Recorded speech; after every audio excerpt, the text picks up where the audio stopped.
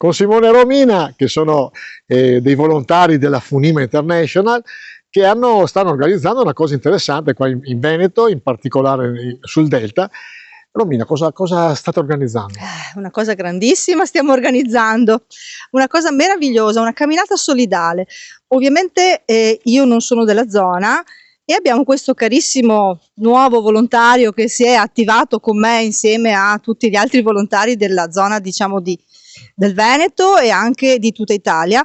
Ci stiamo attivando per una camminata solidale qui nel Delta il 19 di ottobre. Simone, spiegaci un pochino innanzitutto cosa farete, quando farete e dopo anche lo scopo benefico, che è molto probabilmente la parte più importante. Sì, allora sarà una camminata solidale il 19 di ottobre nella mattinata e faremo un percorso nella frazione di Grillare, nella frazione del comune di Ariano Polesine.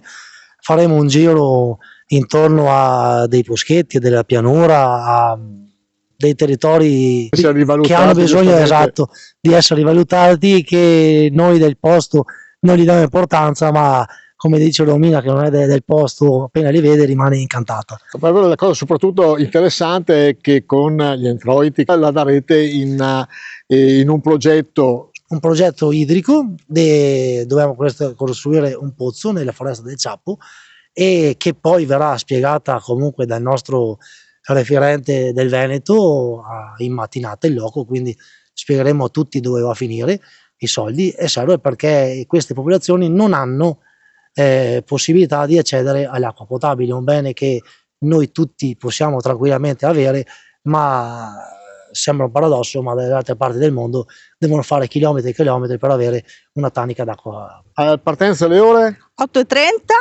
all'arrivo, 9:30 facciamo, diciamo, la presentazione dell'associazione. Ci sarà anche, conto, la sindaca, sì? Ci sarà la sindaca, sì, a parlare un attimo del Delta, perché comunque, come ho detto prima, è una zona meravigliosa, quindi vale la pena conoscerla. E poi dopo alle 9:30 circa si parte poi arrivare verso le 11:30 mezzogiorno al ristoro finale e con consegna dei gadget, perché ci sarà un gadget per tutti quanti i partecipanti.